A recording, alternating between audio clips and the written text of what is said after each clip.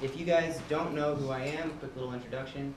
My name is Ben Rice, and I am not a doctor of exercise science. I am a competitive powerlifter with over 14 years of training experience in specifically strength training in the sport of powerlifting, the squat, the bench press, and the deadlift. As far as a couple of criteria why I even have a right to talk about strength, I have a couple of world records in the squat and the total for a drug-tested athlete in my particular sport. So I've done pretty well at this. I have a pretty good understanding and grasp of the concepts that come together in strength training, and I'm just going to talk with you guys about it. If you have any questions or any comments you'd like to make, I promise I don't know everything, and I'm never going to claim that I do.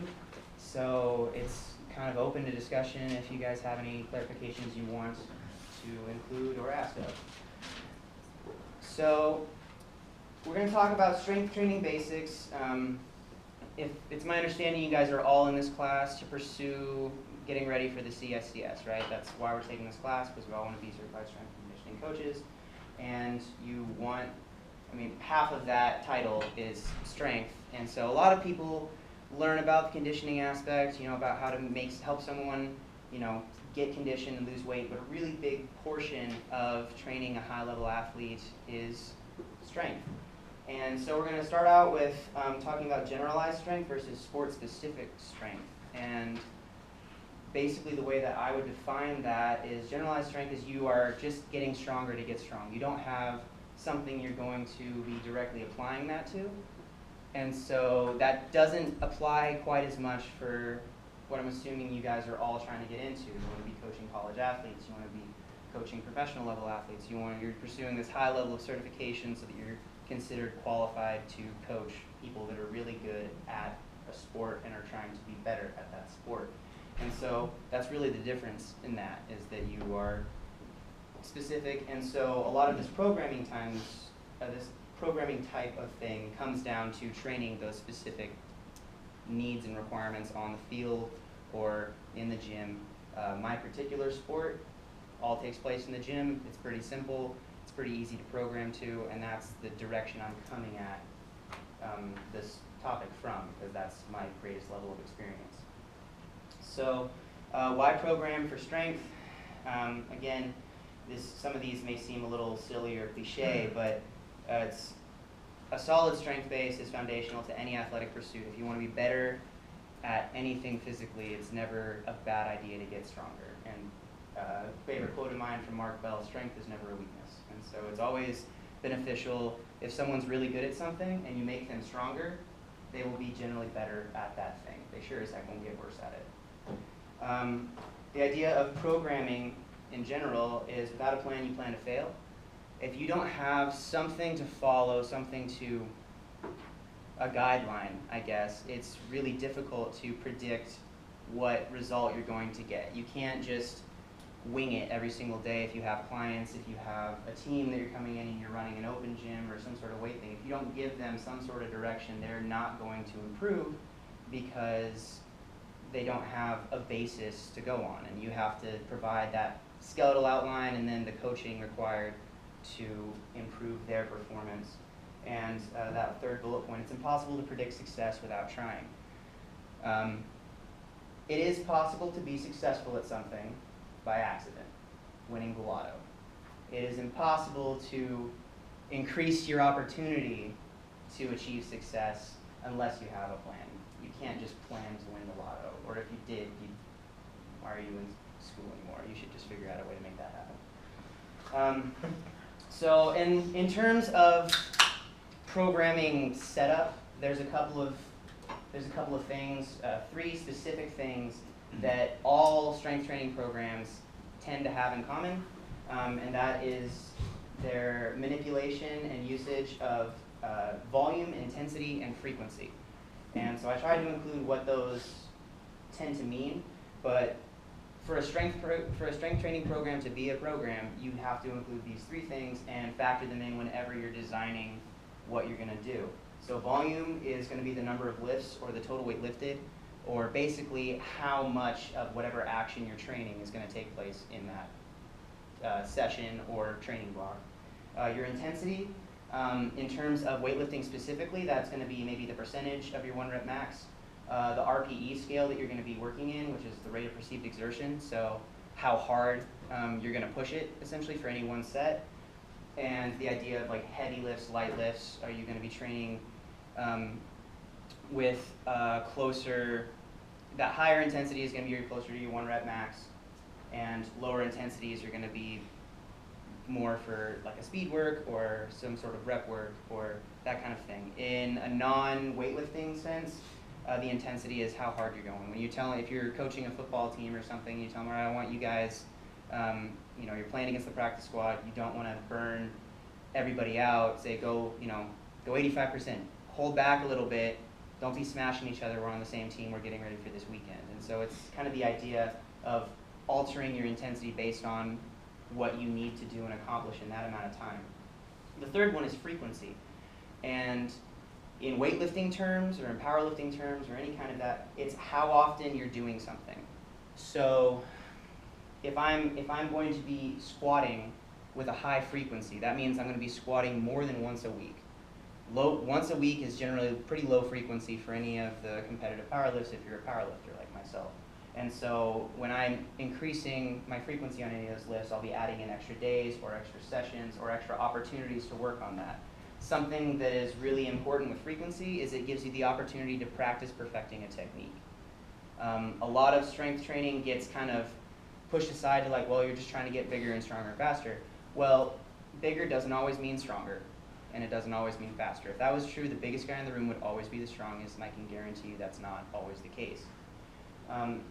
All effective training programs are going to be based on some sort of manipulation of those 3 factors, because you can't really go all out on all 3 all the time. If you're training with high volume, high intensity, and high frequency, you're going to be lifting a max effort weight every day, lots of times, and that's just impossible. So you have to balance it, and they kind of work together to create different responses. And the way to effectively balance those is something we're going to talk about a little bit later in some of the blocking methodologies.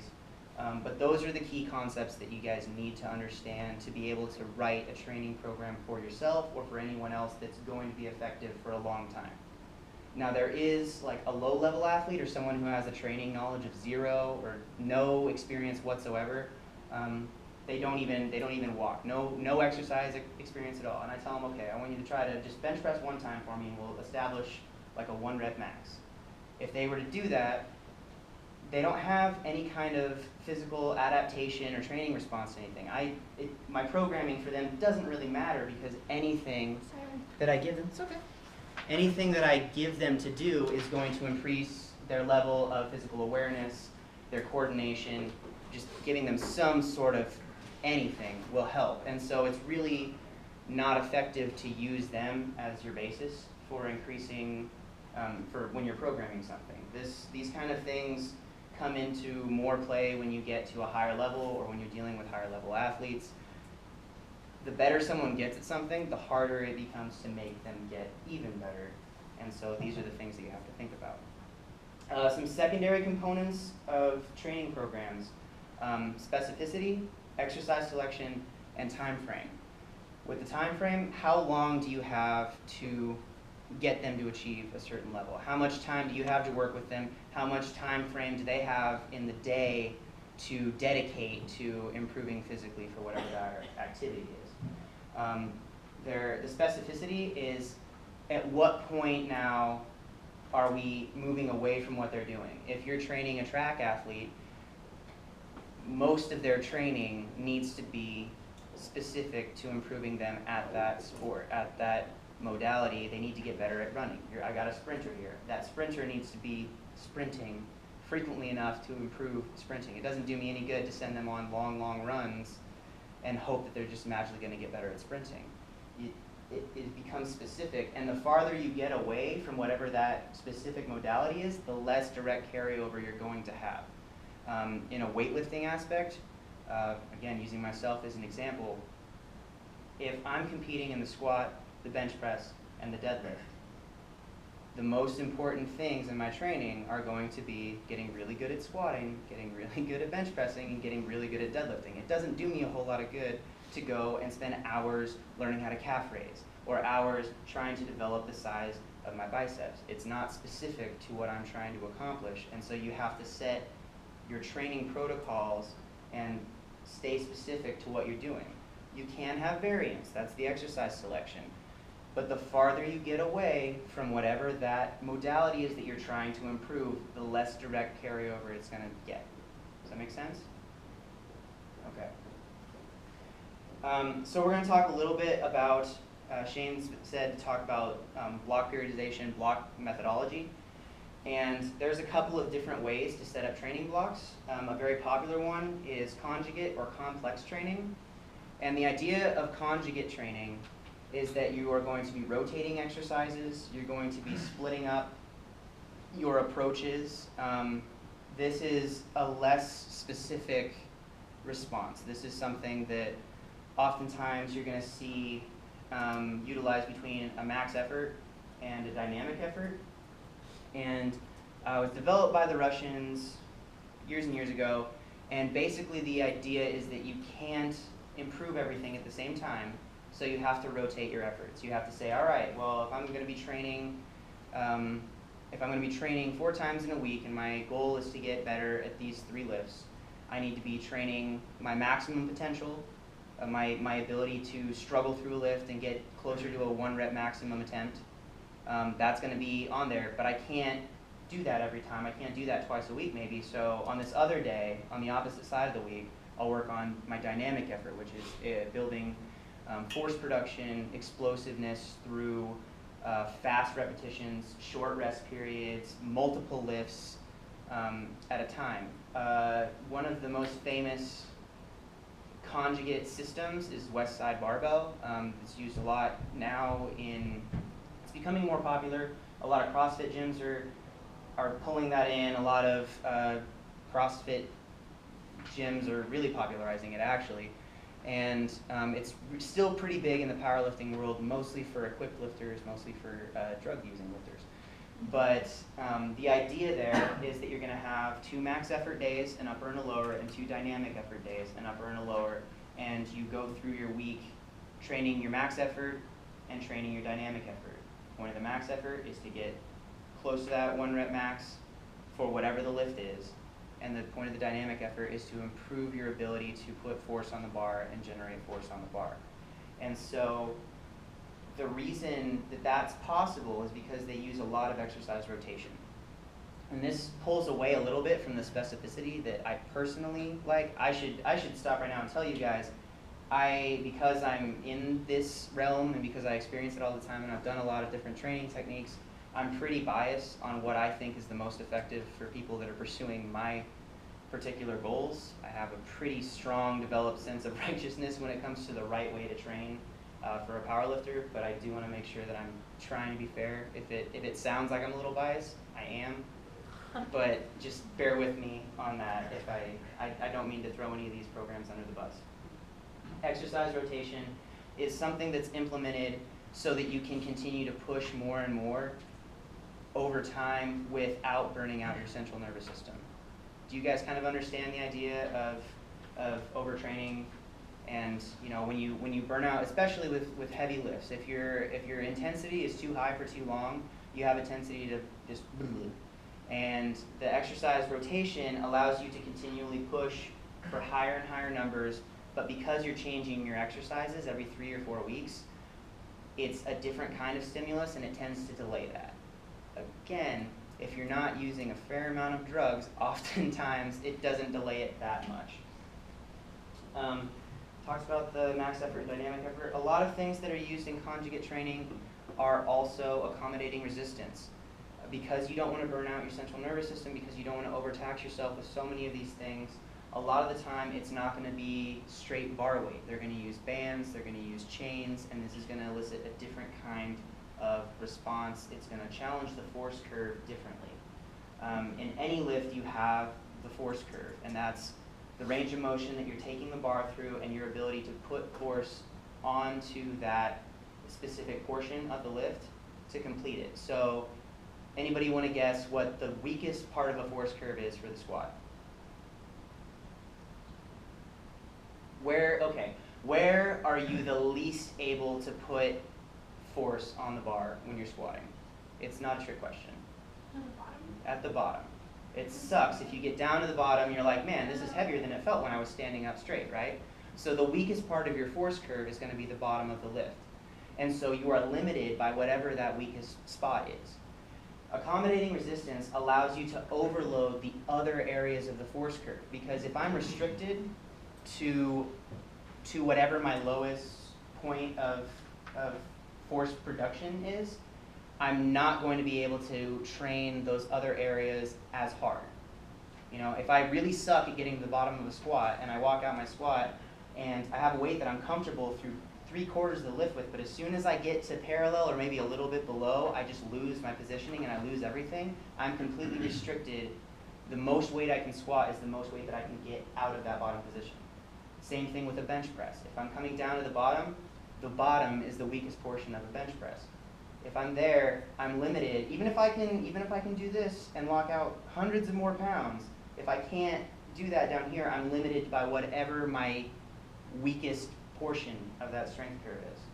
When you do accommodating resistance, you can work around that because you put something like a band on the bar or chains on the bar, and now it's going to be consistently harder because I'm getting through that weakest portion of the lift. I get to the bottom of the force curve, and the bands are at their least amount of tension, or the chains are on the ground. I start pressing through. As I press up and I get to my stronger areas of the force curve, that weight is adding onto the bar and making it exponentially harder as I get to the top. And so it challenges you more at the top end of the motion. There are some people that would go about and say that that is going to elicit a greater response because you're getting more training out of the same type of thing. They do a lot of that with their speed work and conjugate training. They do a lot of that to increase their ability to produce force on a bar even with lighter weights, which allows them to not tax their central nervous system as much on those other days so they can push harder on the maximum effort days. You guys with me on that? Okay. Sorry, I talk fast when I get nervous and I haven't done this a whole lot of times, so again, bear with me on that. Block periodization is a different style. A lot of time, when you have the conjugate or I guess I didn't explain what complex training is. If you're doing a lot of the dynamic and the maximum effort work in the same week, that can be classified as complex training. Generally, the original conjugate method takes place over a matter of weeks. So you'll spend a couple of weeks working on dynamic force, and then you'll spend a couple of weeks working more on a maximum effort type of thing. When it came over to America and Louis Simmons adapted it for American training, it got smushed into 1 week. But conjugate training generally takes place over a longer amount of time with these little training blocks, where complex training is when you're training everything in the same week. Block periodization utilizes the idea of training blocks. And the basic idea is you're going to go through different levels of rotation through your frequency, your intensity, and your volume, as well as training specificity and lift rotation. So you have very, very general idea here. The key aspects would be 3 phases in like the most basic block periodization: your accumulation phase, your transmutation phase, and your realization phase. Accumulation phase is going to be your highest volume, lowest intensity, frequency varies, and it's going to have the least amount of exercise specificity. This is for an athlete, your accumulation phase is going to be your off-season, whatever you're not participating directly in your sport or you're training prepping for a season. For a powerlifter, it's when you're planning a meet far enough in advance and I have months and months to prepare. I don't have to be ready for it yet. Some things about the accumulation phase is you're going to do a lot of various types of exercise. You're going to work on overall that general strength development. So maybe I have addressed a couple of muscular weaknesses in the last time that I did a meet, and I'm like, wow, my shoulders are really, really weak compared to other other portions. When I'm benching, I can tell that I have a severe shoulder weakness there, or I have my squat is really glute and hamstring dominant, and my quads have been missing out, and so I need to bring up those specific weak points. This is the phase where you see a lot of accessory work. This is the phase where you see a lot of muscularly specific things, but not so much specific to the sport itself. Is that kind of clear? Do you guys understand the idea where you're raising your general strength level there, you're working on your weaknesses, but you're not necessarily implementing it as you would do in your competitive state. So for me, with my powerlifting, if I was to do a block periodization, my accumulation phase, I might take a break from full-on back squatting, and I might implement a lot of front squatting. Or anytime I do a squat, I'm not going to wear a belt, and I'm going to do pause reps at the bottom. And it's okay to be farther away from your sport movements, because you have time to adjust both of those. It gives you a chance to mentally recuperate. Sometimes when you're getting close to a competitive season or something, you're just burnt out by the end of it, and you just need time to kind of walk away, but you still want to get better. So I still want to improve in my off seasons. I still want to become a better athlete, but I can't just keep the grind going the same way every single day and doing the same thing over and over just to get better at this. When you're done with the football season, you're done with the soccer season, you're done with the track season, the last thing you want to do is go and play another game. I mean, assuming it was a successful thing and you're leaving on a good note. So that's the accumulation phase. The transmutation phase is where you take all this new growth that you've gotten, all this established strength increase, and you're going to start applying it more directly. You're going to take out a lot of the extra stuff that you're doing. The volume is going to go down, so you're going to be doing less lifts in a session, less total weight lifted maybe, and you're going to put more intensity into a couple of sets. So instead of going and doing 10 sets of 10 at on front squats or something crazy like that, because I was trying to kill myself in the accumulation phase, because that intensity had to be lower because I'm doing so many reps and I'm doing it so frequently. My transmutation phase, all right, now I'm going to back that off and I'm going to start hitting some sets of 5 or less, and it's going to start working on bringing myself back to this idea of perfecting my motor patterns and getting really good at whatever that is. This is when you start doing your skill training in your sports. This is when you start doing just the specific stuff starts to come in, and that's where you are going to see the most improvement when it comes to your coordination and things like that. For a power lifter, you're going to see your frequency is generally going to go up. You're going to practice the lifts more, and as you get better in those grooves, you find the motor patterns that are going to be the most effective. You're going to get better at the lift. You're just going to become better at whatever it is you do.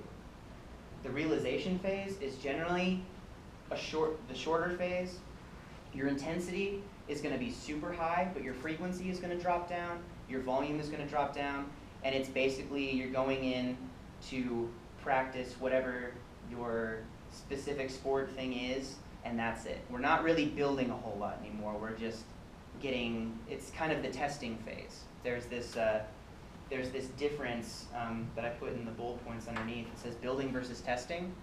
Those first 2 phases are generally more about building. You're creating your ability to get to a level where you can test higher than you did the last time. If you always are constantly coming in and testing over and over again, you don't have the opportunity to really improve. And you see this with a lot of guys, the bros in the gym, who will come in and they bench the same weight every single day, every single time they work out, and you see it, and they don't get any better, and they're like, man, I'm just stuck at 300 pounds, and I just can't seem to get, or even better, I'm stuck at 295, and I can't do 300. I can rep 295 like 5 times, but I can't do 300 once. Well, something's wrong there. And maybe if we didn't try to hit 300 every time, and we dropped back down to like, I don't know, 250 or something, and did some more rep work, and really built up the ability, then you go back to that testing, you go back to that, and you've actually improved that basal strength level, and you've actually gotten better, so now you can do it. You're not going to get better testing yourself every single day. You're going to burn out. You're going to have no opportunity for improvement. That's just how it is, and that is generally where most guys fall off. And I'm saying guys specifically because I see it all the time in guys. Girls are usually a little less stubborn. Just from what I've observed, they usually have a tendency to understand that the first time. I'm going to move into the macro versus micro cycles and goals now. The idea of setting up a large-scale training plan and small-scale training plans. So an example of a macro cycle or a macro goal is long-term, obviously. Macro big, macro little. And so if I have 6 months until my next powerlifting meet, I'm going to have a general idea of what I'm going to do in those 6 months, maybe in 12-week intervals. And say, well, for this first 12 weeks, I'm going to kind of work in this fashion. I'm going to build myself up to be able to do these things. Then I'm going to move and get closer and closer to the meet, and I have that idea. For a sports team, your macro goals maybe you start setting those after